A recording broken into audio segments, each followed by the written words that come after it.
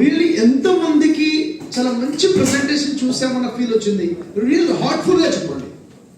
Okay, ఇక్కడ ఉన్న వాళ్ళలో ఎంతమంది ఇళ్లలో ఈ కెంగన్ మిషన్ ఉంది? Raise your hands. ఎంతమంది ఇళ్లలో కెంగన్ మిషన్ ఉంది ఆల్రెడీ? ఓకే, ఆల్మోస్ట్ ఒక 10-15 పీపుల్. నా హ్యాండ్ కూడా రేజ్ అయి ఉంది. ఓకే, ఎప్పుడైతే నాకు కెంగన్ మిషన్ గురించి తెలిసిందో, ఓకే, దాని మీద నేను రీసెర్చ్ చేసిన తర్వాత నాకు పూర్తి నమ్మకం వచ్చింది. వెంటనే మిషన్ నేను పర్చేజ్ చేశాను. చేసిన తర్వాత అది నేను మిషన్ గిఫ్ట్ ఇచ్చింది నా పేరెంట్స్కి. నాకు హ్యాపీగా అనిపించిందంటే మా పేరెంట్స్కి నేను ఇవ్వగలిగిన ద బెస్ట్ గిఫ్ట్ ఏంటంటే ఇదే అనిపించింది. ఓకే, ఎప్పుడైతే నా పేరెంట్స్ నేను గిఫ్ట్ ఇచ్చానో మా మదర్కి అనేక విషయాలు అంటే కంటిన్యూస్గా సఫర్ అయ్యి 3-4 హెల్త్ ప్రాబ్లమ్స్ ఏవైతే ఉన్నాయో అవి కంప్లీట్గా లేకుండా పోయాయి. అది కూడా వితిన్ 20 days. తర్వాత మా నాన్నగారు ఏజ్ 82 years ఏజ్. మా నాన్నగారు ఈ వాటర్ తాగుతూ 2 months తర్వాత ఇంటరాక్ట్ చేసి ఎలా అనిపిస్తుంది, మీ ఫీడ్బ్యాక్ ఏంటి అని అడిగారు. మా నాన్నగారు చెప్పింది ఒకటే, ఒక 20 years వెనక్కి వెళ్ళినట్టుగా ఉంది నాకైతే అని చెప్పాను. 20 years వెనక్కి వెళ్ళినట్టుగా అనిపించింది అని చెప్పాను. ఓకే, అయితే ఓవరాల్గా అసలు నేను ఇప్పుడు మిమ్మల్ని ఈ సెషన్ 2 గంటలు చేసి డిన్నర్ చేసి మనం హాయ్ బాయ్ చెప్పి ఇట్స్ టైం పాస్ సెషన్ అయితే కాదు. ఇది టైం పాస్ కోసం అయితే కాదు. ఇక్కడ ఉన్న ప్రతి ఒక్క వ్యక్తి యొక్క టైం చాలా వాల్యూబుల్. ప్రతి ఒక్క టైంకి వాల్యూ ఇచ్చుకుంటూనే ప్రతి మినిట్ కూడా యూజ్ చేసి మేము ప్రయత్నం చేసాం. వ్యాలిడ్ ఇన్ఫర్మేషన్ ఇచ్చే ప్రయత్నమే చేసాం ఇక్కడ. ఓకే, అయితే మీరు భయపడను అంటే కొన్ని విషయాలు చెప్తాం. చెప్పంటారా? 2030 వరకు, అంటే 2030 అంటే చాలా దూరం ఉందా దగ్గర ఉందా? 8 years దగ్గర ఉందా దూరమా? దగ్గర దూరం అనేది ఇప్పుడు నేను చెప్పబోయే విషయం మీద ఉంటుంది. 2030 వరకు మన భారతదేశంలో 85 కోట్ల మందికి క్యాన్సర్ రాబోతుంది. ఉన్న జనాభా ఎంత? 125-130 కోట్లు. 85 కోట్ల మంది కంటే ఎంత పర్సెంటేజ్ అయిపోయింది? ఆల్మోస్ట్ 70%. నిజమా? అవునా? అంటే ప్రతి 10 మందిలో 7గురికా? ప్రతి 10 మందిలో 7గురికా? అంటే ప్రతి 2 ఇళ్లలో ఒక వ్యక్తిగా? Yes, this the truth. నమ్మినా నమ్మపోయినా, అవునన్నా కాదన్నా, ఇది వాస్తవం. అంతకన్నా పెరిగిన ఆశ్చర్యం లేదు. నేను మిమ్మల్ని మాట్లాడుతాను. మీ ఫోన్ తీసి కాంటాక్ట్ నెంబర్ లిస్ట్ చూస్తే ఆ కాంటాక్ట్ నెంబర్స్ లో ఎవరో ఒకళ్ళకో ఆ ఫ్యామిలీలో ఎవరికి క్యాన్సర్ ఆల్రెడీ డిటెక్ట్ అయింది. Yes or no? మీకు తెలిసిన సర్కిల్లో ఖచ్చితంగా క్యాన్సర్ కేసు ఒకటైనా మీరు విన్నారు. నేను వినలేదని వాళ్ళు ఎవరు లేరు. Yes or no? ఎంత దగ్గరగా ఉంది క్యాన్సర్? చాలా దగ్గరగా వచ్చేసింది. క్యాన్సర్ డిటెక్ట్ అయిన తర్వాత ఏమంటున్నారు? స్టేజ్ ఏదంట? ఫస్ట్ అంటారా, సెకండ్ అంటారా? డైరెక్ట్ 3rd or 4th అంటున్నారు. ఫస్ట్ స్టేజ్, సెకండ్ స్టేజ్ ఎవరికి అర్థం అవ్వట్లేదు, రావట్లేదు, ప్రాబ్లం అవ్వట్లేదు, టెస్ట్ అవ్వట్లేదు, డిటెక్ట్ అయ్యి బయటికి రావట్లేదు. Direct 3rd and 4th. Killing cancer not people అంటే ఏంటి? నా కిల్లింగ్ పీపుల్ అవుతుంది. క్యాన్సర్ కి ట్రీట్మెంట్ చేసిన తర్వాత పీపుల్ బతకట్లేదు. అవునా? పీపుల్ని చనిపోవడం తప్ప ఏం జరగట్లేదు. అయితే ఎందుకు ఇలా అన్నది మీకు ఒక విషయం చెప్తాను. జిఎంఎస్ అని ఎంతమంది విన్నారు? GMS, genetically modified seeds. Genetically modified seeds విన్నారమ్మా? జెనెటికల్లీ మోడిఫైడ్ ఫుడ్ విన్నారా? Genetically modified seeds, genetically modified food ప్రపంచంలోకి వచ్చేసింది. 2022 డిసెంబర్ వరకు ప్రతి ఇంటికి రాబోతుంది. మనం పండించబోయే పంటలు జెనెటికల్లీ మోడిఫైడ్ సీడ్స్ అనే పండించబోతున్నాము. 2022 is the ending time complete ప్రపంచంలో రావడానికి. జెనెటికల్లీ మోడిఫైడ్ ఎలా అయింది? ఎలా తయారవుతున్నాయి సీడ్స్? ఆ పంట విత్తనాలు ఎలా వస్తున్నాయంటే దాదాపుగా 760 పవర్ నుండి ఎక్స్రేస్ ద్వారా, ఆ ప్రభావం ద్వారా తయారు చేయబడుతున్నటువంటివి ఈ సీడ్స్ అన్నమాట. 760 పవర్. మనము సిటీ స్కాన్ చేస్తారు కదా, సిటీ స్కాన్ చేసేటప్పుడు ఆ ఎక్స్రే ఎంత ఉంటుంది? 0.003% పవర్ ఉంటుంది. అదే లైఫ్ లో 3 times కన్నా ఎక్కువ స్కానింగ్ చేయకూడదు, చేసి క్యాన్సర్ వచ్చే అవకాశం ఉన్నాయంటారు. 0.003 ఎక్కడ? 760 ఎక్కడ? సరే, ఆ పంటలు వచ్చిన తర్వాత ఏమవుతుంది? ఆ పంట పండుతుంది, పురుగు పట్టదు. పురుగు మందులు చల్లాల్సిన అవసరం ఉండదు. పురుగు పట్టదు, పురుగు మందులు చల్లాల్సిన అవసరం ఉండదు. అంటే చాలా హ్యాపీ కదా, పంట కూడా చాలా పెరుగుతుంది, చాలా హ్యాపీ కదా. కానీ అది తింట మొదలుపెట్టిన 3 నెలలకి తిన్న ప్రతి వ్యక్తి క్యాన్సర్ వచ్చేస్తుంది. ఎక్కడ? మనం ఉన్న సమాజంలో, మన ప్రపంచంలోనే. మరి క్యాన్సర్ ఎక్కడ వస్తుందంటే ఏం చూసాం మనం? క్యాన్సర్ బైబిల్ బుక్ లో ఏముంది? కేవలం ఎసిడిక్ నేచర్ లోనే క్యాన్సర్ పుడుతుంది, క్యాన్సర్ పెరుగుతుంది.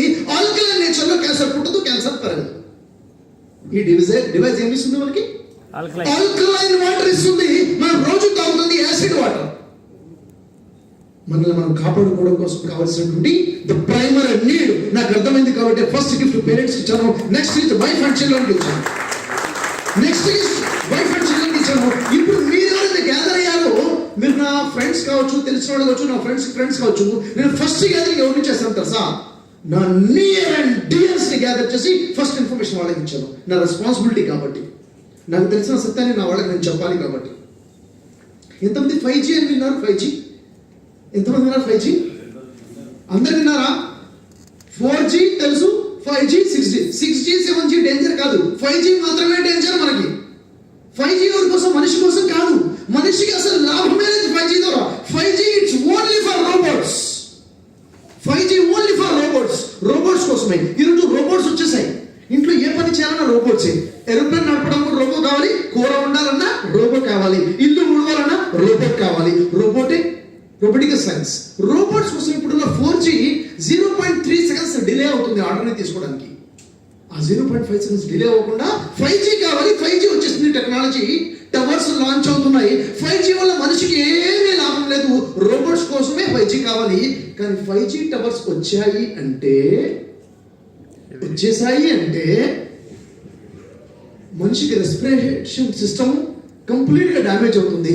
మనిషిలో ఎసిడిక్ నేచర్ స్టార్ట్ అయిపోతుంది. దాదాపు 20 కన్నా ఎక్కువగా ప్రాబ్లమ్స్ మనిషికి స్టార్ట్ అయిపోతాయి. మోర్ దెన్ 20 డిసీజెస్ స్టార్ట్ అయిపోతాయి. ఆ తర్వాత రాబోతుంది క్యాన్సర్. ఈ 5G టవర్స్ యాక్టివేట్ అవ్వడానికి మన ఇండియా ఎంత టైం ఉందో తెలుసా మీకు? ఓన్లీ 30 డేస్ మాత్రమే మిగిలింది. March ending is the launching period. మనం కాపాడుకోవడం కోసం ఏం చేస్తున్నాం? క్వశ్చన్ ఎవరు సార్? ఒకసారి ఆలోచించండి. జెనెటికలీ మోడిఫైడ్ సీడ్స్ కి మనం ఏం చేయబోతున్నాము? 5G టవర్స్ కి మనం ఏం చేయబోతున్నాం? ఇంతకు మాస్క్ పెట్టుకోవాలి. సగం మంది పెట్టుకున్నారు, సగం మంది పెట్టుకోలేదు. అవునా లేదమ్మా?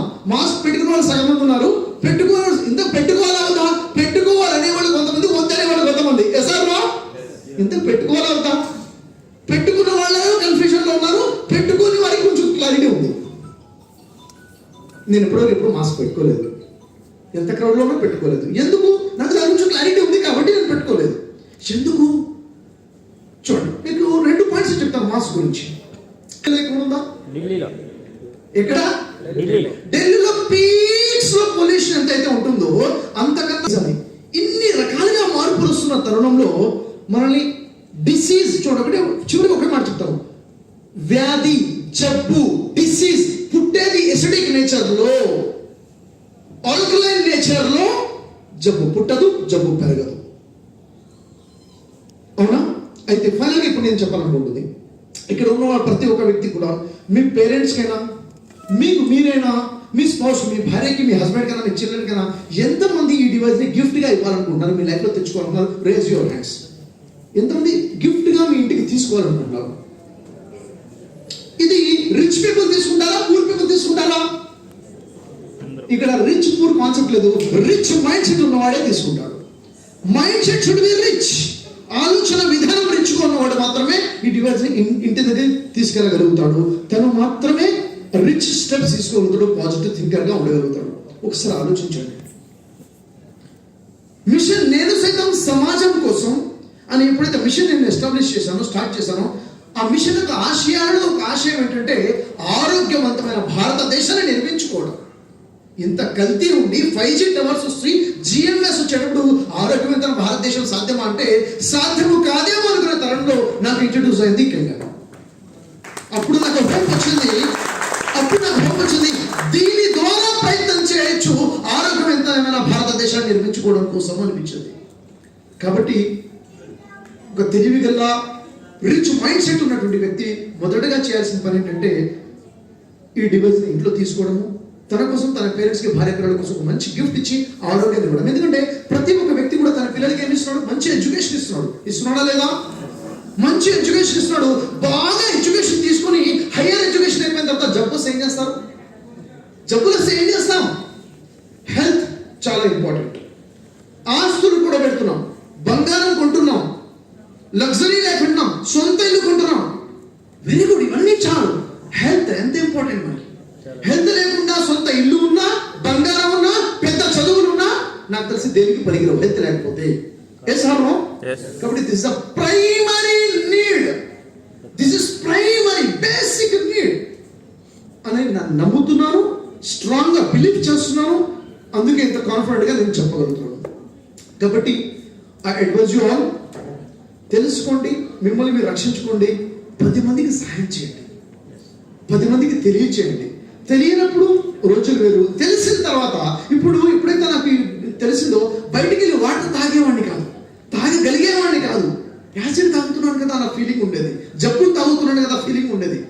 కానీ ఎప్పుడైతే నా ఇంట్లో కెంగన్ మిషన్ ఉంది, నా ఆఫీస్లో కెంగన్ మిషన్ ఉంది, ఓకే, మా పేరెంట్స్ దగ్గర కెంగన్ మిషన్ ఉంది, నేను ఎక్కడెక్కడ ట్రావెల్ చేస్తున్నా అక్కడెక్కడ కెంగన్ మిషన్ ఉంది. ఎందుకు? Health is very important. Health is very important. కాబట్టి నాకు తెలిసి ఎంతమంది హార్ట్ఫుల్ గా, మనస్ఫూర్తిగా ఈ ఈవెంట్ ఆర్గనైజ్ చేయడానికి తోడ్పడిన వాళ్ళకి థ్యాంక్స్ చెప్పాలనుకున్నారు? హ్యాండ్ చేయండి.